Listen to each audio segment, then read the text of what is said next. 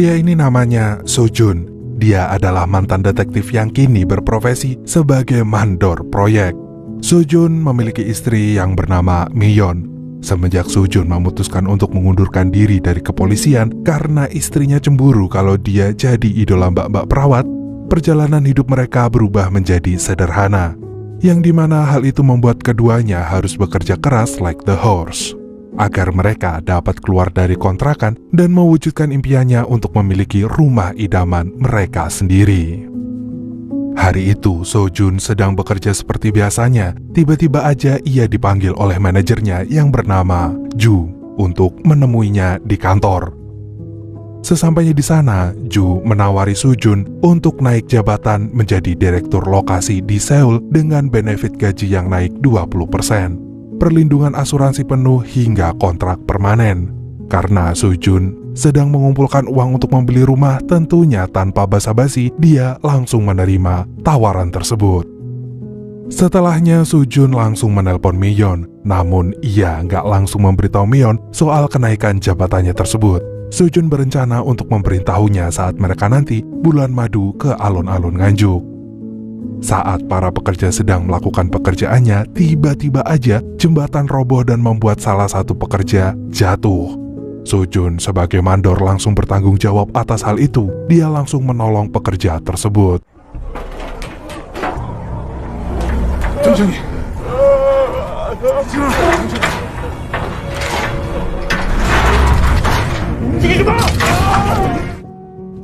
Di tempat lain, Miyeon tiba-tiba aja mendapatkan telepon dari teman lama Sojun yang bernama Kim Hyun-soo. Dia adalah seorang pengacara. Dia mengatakan kalau salah satu pekerja Sojun mengalami kecelakaan di tempat kerja hingga COD dengan malaikat, dan akhirnya membuat Sojun harus dipenjara. Namun hal ini dapat diatasi kalau Miyeon dapat mentransfer uang damai ke rekening miliknya senilai 875 juta saat ini juga.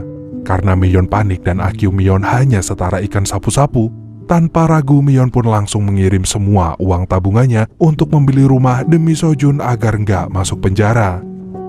Sementara itu kenyataannya Sojun baru aja berhasil menyelamatkan pekerja yang hampir jatuh tadi. Sojun yang mendapati banyak sekali miss call dari Miyeon langsung menelpon Miyeon balik. Miyeon pun langsung menanyakan kondisinya saat ini dan bertanya soal temannya yang bernama Kim Hyun-soo. Mengetahui kalau Sojun baik-baik aja dan gak pernah mempunyai teman bernama Kim Hyun-soo, Miyeon pun menyadari kalau ia baru saja ditipu. Miyeon pun panik, dia langsung segera bergegas melaporkannya ke bank. 무슨 일이시죠?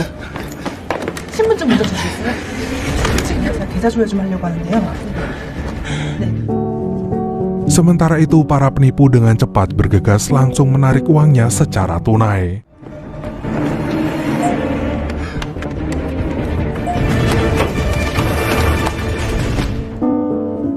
Sesampainya Miyeon di bank, ia udah terlambat. Para penipu udah berhasil menarik semua uangnya, sehingga akan percuma kalau akunnya diblokir.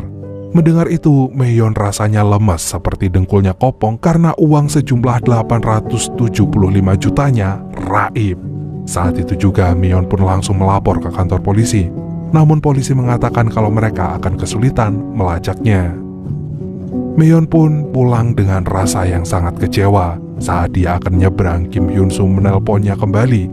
Saat itu juga Miyeon pun memohon padanya untuk mengembalikan uang miliknya itu. Namun bukannya kasihan, Kim Hyun-soo malah merasa puas dengan apa yang dilakukannya. Miyeon terkejut dan terdiam di tengah jalan, hingga akhirnya dirinya malah tertabrak dan gak sadarkan diri.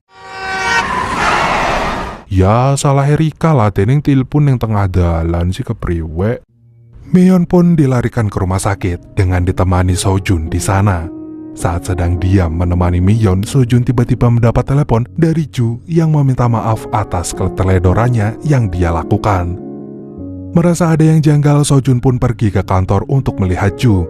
Tetapi sesampainya di sana, Ju udah ditemukan gak bernyawa. Dan malam itu juga Ju pun dimakamkan. Di pemakaman terlihat banyak pekerja yang kesal dengannya. Gak lama kemudian seorang pekerja datang mengamuk dan meminta uangnya. Dia sangat membutuhkan uang itu untuk operasi anaknya, dan gak sengaja ia melihat Sojun. Mengingat Sojun mantan detektif, pria itu langsung meminta tolong padanya untuk menemukan sang penipu. Namun Sojun hanya terdiam. Siangnya Sojun bertanya pada salah satu karyawan yang ada bersama bosnya saat itu. Dia menceritakan katanya Ju ditelepon oleh pihak asuransi yang menawarkan asuransi yang murah bagi para pekerjanya. Ju pun tergiur dengan hal itu dan memberikan semua data para pekerja. Mengingat waktu itu mereka nggak mendapatkan sinyal saat di proyek, Sojun pun mencoba melihat CCTV. Tiba-tiba ia menemukan seorang pria nggak dikenal lagi melakukan sesuatu yang mencurigakan di lokasi kejadian saat rekannya hampir terjatuh. Dan dengan hanya memiliki petunjuk berupa tato, Sojun pun langsung mencari tahu identitasnya ke pembuat tato. Beberapa toko menyatakan gak mengetahui pemilik tato tersebut, sampai akhirnya seseorang mengakui kalau tato itu buatannya dan memberitahu kalau pria itu bernama Mino. Dia memiliki usaha travel bagi orang asing di daerah Guangarin. Sementara itu, Mino sedang mengumpulkan warga asing yang bekerja dengannya dan bersiap akan pergi ke tempat perkumpulan rahasianya.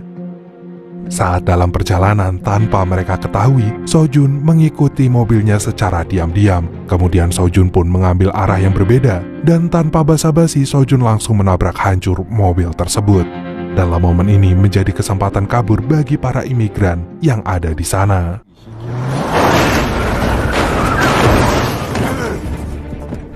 지사로 재판 가면 서준이 무조건 줘요. 근데 지금 모른다고. 아니 맞으라 그랬지. 대령도 확실히. Setelah Sojun membuatnya babak belur, akhirnya Minho pun mengakui kalau dirinya hanya bekerja untuk Park, seseorang yang berada di Dae Rimdong, di mana Minho disuruh untuk memutuskan sinyal di lokasi kemarin. Mendengar itu, Sojun pun langsung menyerahkan Minho ke kantor polisi. Kemudian Sojun pun datang menemui pemimpin kepolisian yang bernama Kyung Ho, yang sedang memberikan arahan pada warga yang baru terkena penipuan yang sama. Di situ Sojun langsung mengatakan kalau Kyung Ho harus menangani kasus ini secepatnya. Namun Kyung Ho malah menanggapinya dengan santai, sampai membuat Sojun marah dan pergi dengan rasa kecewa. Memang polisi Korea ini lemot-lemot gimana gitu. Gak kayak polisi Wakanda yang super banget cepet menangani kasus, terutama kalau kasus bokeh. Di sisi lain, seorang wanita yang bernama Kang Chil tapi tidak mencuri timun sedang berurusan dengan mantan bosnya yang bernama Gong. Hal itu karena Kancil mencuri uang perusahaannya. Detik-detik Kancil hampir menjadi santapan anjing milik Gong, tiba-tiba aja Sojun datang muncul menyelamatkannya. Dan tanpa basa-basi Sojun langsung menjelaskan tujuannya, yaitu Sojun ingin meminta Kancil untuk melacak keberadaan si penipu. Ternyata sebenarnya Kancil ini adalah seorang hacker yang sangat hebat.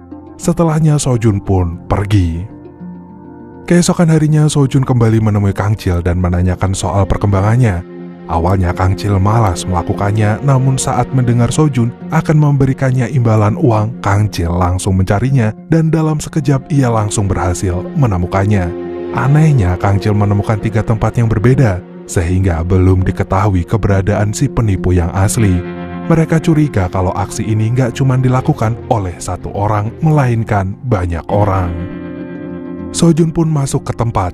Awalnya ia diusir oleh para penjaga, namun saat ia mengaku kalau dia sedang mengetahui masalah keuangan di Busan, Sojun langsung diizinkan masuk. Sojun pun gak sengaja melihat salah satu anggota polisi dan melaporkannya kepada Park yang merupakan pimpinan tim di sana.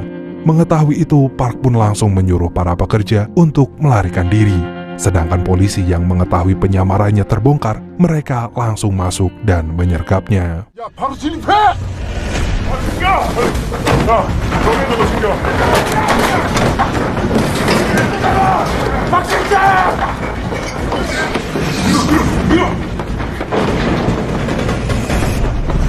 야, 박진자!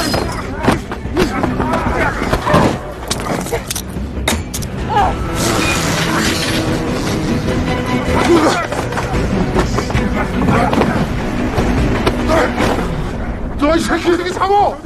야, 이 새끼야! Dengan bantuan Sojun, Park berhasil selamat. Park menawarkan tumpangan dan Sojun pun masuk ke dalam mobilnya. Di dalam mobil, Park langsung bertanya tujuan Sojun datang ke kantornya. Sojun pun menjelaskan kalau ia ingin bekerja sama dengan Park, namun di cabang yang berada di Tiongkok. Park pun menyetujuinya dan menyuruhnya pergi ke Shenyang untuk menemui rekannya yang bernama Chon. Gak lama setelah itu, Sojun pun keluar dari mobil Park dan segera melaporkan plat mobilnya ke kantor polisi. Besoknya, Sojun bersiap ke bandara dengan diantar Kang Chil. Kang Chil pun memberikannya berkas mengenai identitas baru Sojun yang kini berganti nama menjadi Kang Min Ho dan berprofesi sebagai penjual narkoboy. Kalau di tempat Bang Bejo, Kang Min nggak jual narkoboy, tapi jual sop ayam. Sebelum berpisah, Kang Chil pun menyuruh Sojun untuk memberi kabar jika terjadi sesuatu. Dan setelah itu, Sojun pun pergi meninggalkannya. Di tempat lain, Kyung Ho mendapat kabar kalau Sojun tertangkap membantu Park melarikan diri. Namun gak lama dia melaporkan mobil Park ke kantor polisi. Mendengar hal itu, Kyung Ho pun merasa curiga kalau Sojun ini mungkin sedang merencanakan sesuatu. Kemudian, Kyung Ho pun menyuruh bawahannya untuk mencari keberadaan Sojun. Beberapa jam kemudian, Sojun pun akhirnya sampai di kota Shenyang. Dia langsung mencari keberadaan Chon di sana. Seseorang pun menyuruhnya untuk menunggu di sebuah tempat di penginapan. Malamnya saat Sojun tengah tertidur lelap, tiba-tiba aja ia dipukuli oleh anak buah Chon dan ditanya tentang tujuannya bertemu dengan Chon. Sojun pun menjelaskan kalau ia ingin bekerja dengannya. Mengetahui itu, anak buah Chon langsung bertanya identitas Sojun terlebih dahulu. Di akhir pertanyaan, Sojun pun hampir terkecoh. Namun akhirnya, 뭘 산 게 아니라 145 043692. 네, 맞습니다. setelahnya Sojun pun dibawa ke tempat persembunyian mereka. Sesampainya di sana, Sojun langsung disuruh bekerja saat itu juga.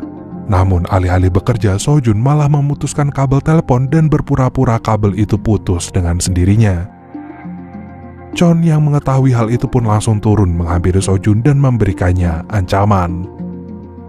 Saat sedang beristirahat, seseorang pekerja dipuji oleh atasannya karena kinerjanya yang bisa mendapatkan uang sekitar 3,75 miliar hanya dalam waktu 6 bulan aja. Mendengar itu membuat Sojun penasaran dengan gaji yang mereka dapatkan itu dari mana. Namun mereka juga nggak pernah mengetahui hal itu karena semua itu cuman bisa dilihat di lantai 4. Dan gak ada yang bisa ke sana kecuali Chon. Setelahnya mereka pun kembali bekerja. Rekan tim Sojun mendorongnya untuk lebih semangat lagi agar bisa menghasilkan lebih banyak uang. Dia juga bilang Sojun bisa aja nanti bersantai, asalkan ia berhasil masuk menjadi tim dari ketua pengembang naskah yang bernama Guak. Gak lama kemudian, Guak pun turun sambil menelpon korbannya.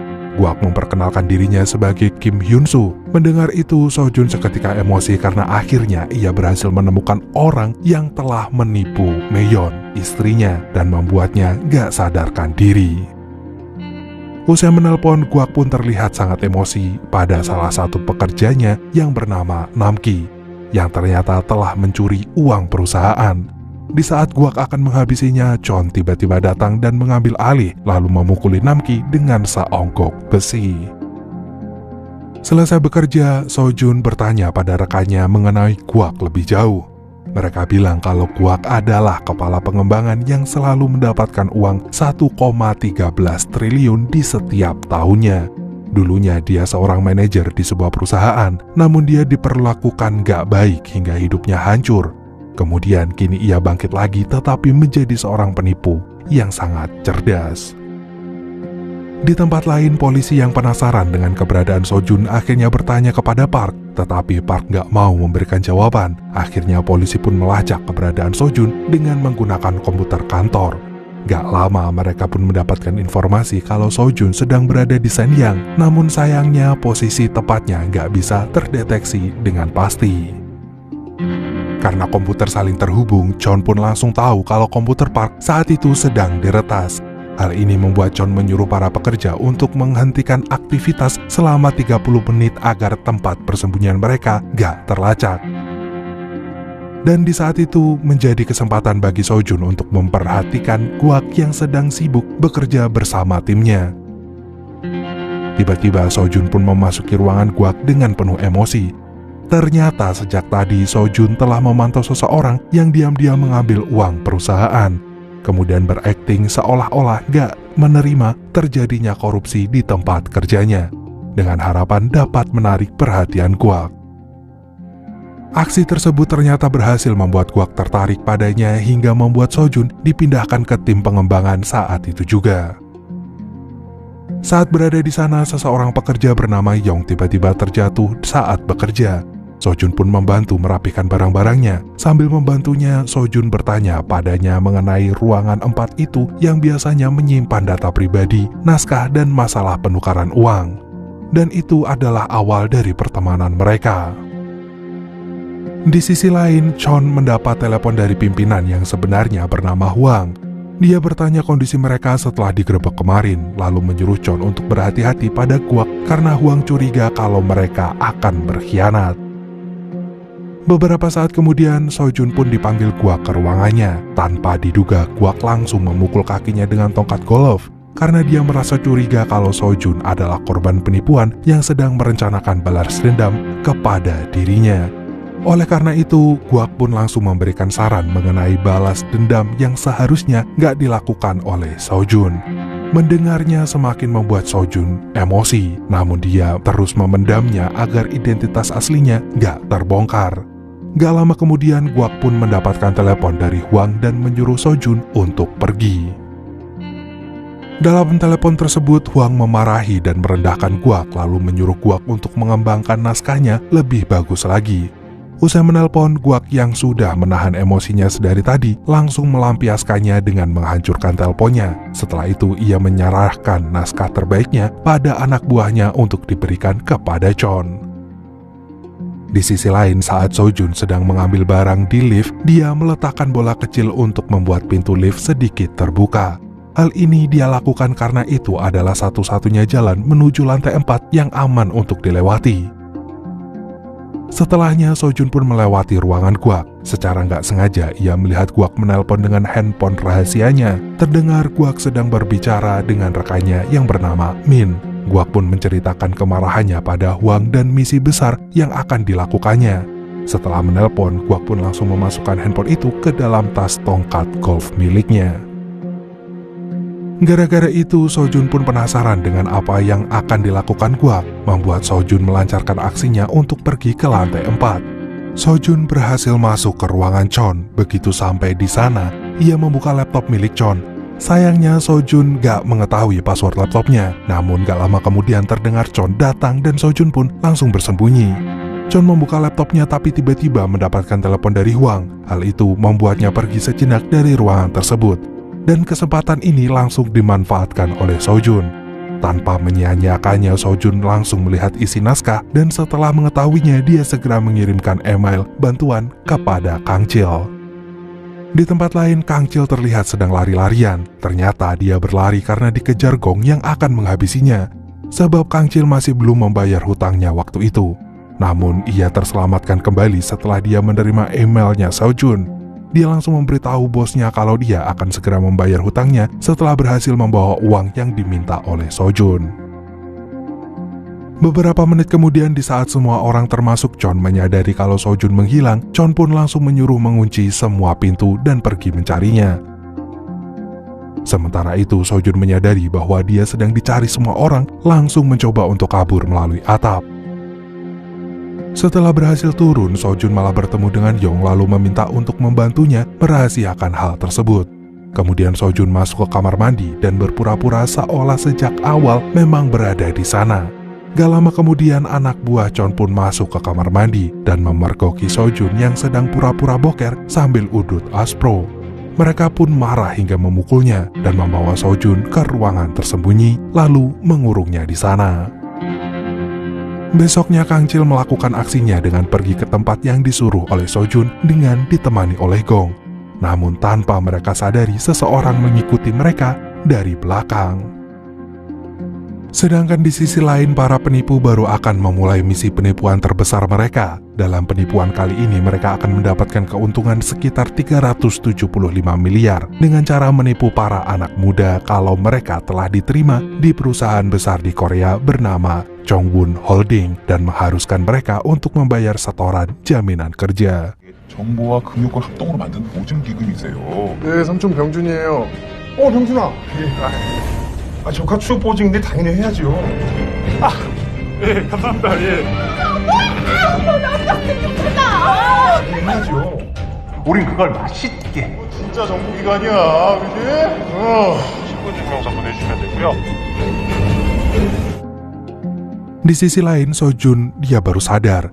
Yong yang melihatnya langsung membantu membukakan pintu. Sojun langsung berlari sekencang mungkin untuk menggagalkan rencana mereka. Namun sayangnya sudah banyak orang yang telah tertipu oleh mereka.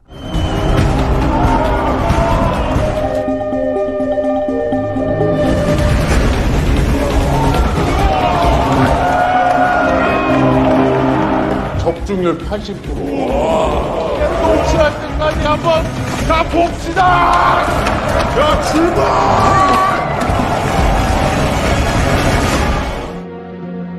Di tempat lain, Kang Chil langsung mengambil uang dan berencana untuk melancarkan misi selanjutnya, yaitu membagikan kembali uang itu pada para korban penipuan. Namun saat dia mau ngambil uang, Kang Chil tidak bisa bahasa Cina, hingga akhirnya Kang Chil pun pakai Google Translate untuk berkomunikasi dengan mereka. Sayangnya saat sedang mengambil uang, anak buah Chon datang dan menyekap mereka. Ketika Kang Chil dan bosnya hampir dihabisi, polisi yang sejak tadi mengikuti Kang Chil langsung menyergap mereka semua. 아이 깜짝이야.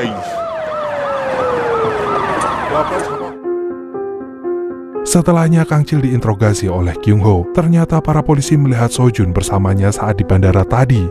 Polisi ngajakin untuk bekerja sama. Awalnya Kang Chil nggak setuju, namun setelah didesak oleh para polisi, akhirnya ia mau.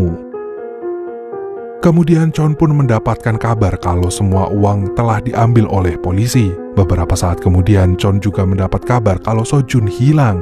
Tapi nggak lama setelah itu Sojun pun ditemukan oleh anak buah Chon. Namun Sojun berhasil menghajar mereka semua dengan mudah seperti Aldous Tak 15 hasil minjem Midland 5 menit, hingga mereka semua pun pingsan. Setelahnya Sojun masuk ke dalam ruangan Chon dengan menggunakan kunci yang dimiliki anak buahnya itu, lalu memutus aliran listrik sehingga mereka berhenti melakukan aksi penipuan. Guak terkejut melihat ruangannya yang tiba-tiba gelap. Dia langsung keluar dari ruangan dan mencari tahu apa penyebabnya. Sojun pun melihat itu dan segera masuk ke ruangan Guak dan mencari handphone Guak untuk memberikan pesan bantuan pada Kyung Ho. Namun tiba-tiba...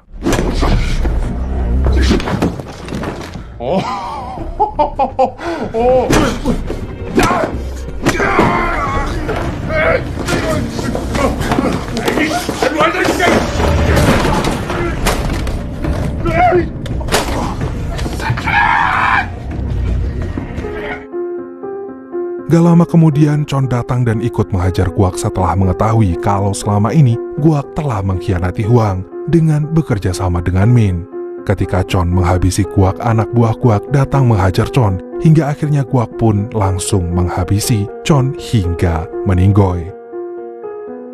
Di samping itu, Guak langsung menyuruh semua orang untuk mencari keberadaan Sojun, yang akhirnya diketahui identitas aslinya yaitu seorang mantan detektif. Sojun yang baru saja berhasil melarikan diri seketika bertemu dengan Yong, lalu tiba-tiba aja...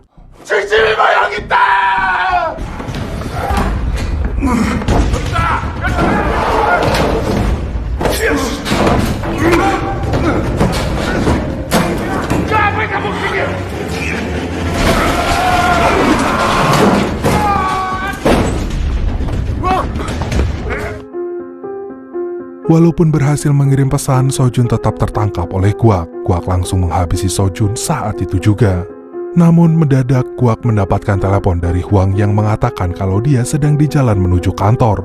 Setelah menutup telepon, Guak yang panik karena udah menewaskan Chon langsung meminta Sojun bekerja sama dengannya dan mengatakan kalau ini semua adalah perbuatannya. Awalnya Sojun menolak, namun setelah Guak mengancam akan membuat istrinya meninggoy, Sojun pun langsung setuju dan mengatakan pada Huang kalau ia telah men-COD-kan Chon. Di waktu yang bersamaan, Kyung Ho mendapatkan pesan dari Sojun yang berisikan alamatnya berada. Saat itu juga Kyung Ho bersama rekan-rekannya langsung bergegas ke lokasi. Gak butuh waktu lama, Kyung Ho pun sampai di tempat dan langsung menyergap kantor mereka.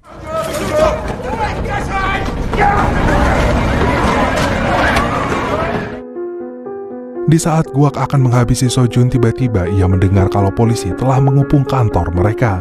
Mengetahui itu, Guak pun langsung kabur. Namun ketika Guak sedang mencoba kabur, Sojun datang dan menahannya. Hal itu membuat mereka berdua terlibat dalam perkelahian sengit.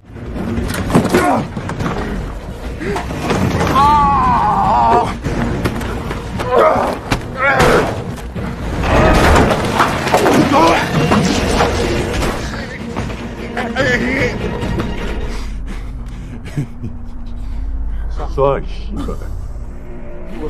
웃어. 한서준! Gak lama dari itu, Kyun Ho berhasil menemukan keberadaan Sojun dan langsung menghentikan aksinya. Lalu mereka menangkap Guak saat itu juga.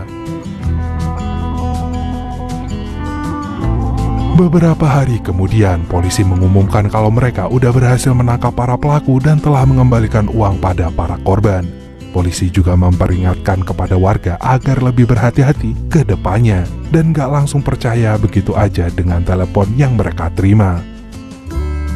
Setelah sekian lama, akhirnya Sojun datang ke rumah sakit untuk menemui Meyon yang baru aja sadar dari komanya.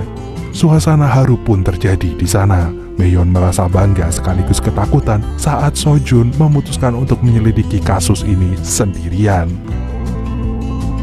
Dan 3 bulan telah berlalu, Sojun berhasil mendapatkan kembali statusnya sebagai detektif setelah aksi heroik yang dilakukannya kemarin. Sementara itu, Huang yang berhasil kabur ke Filipina berencana melakukan penipuan yang baru dengan bantuan anak buah barunya, yaitu Yo.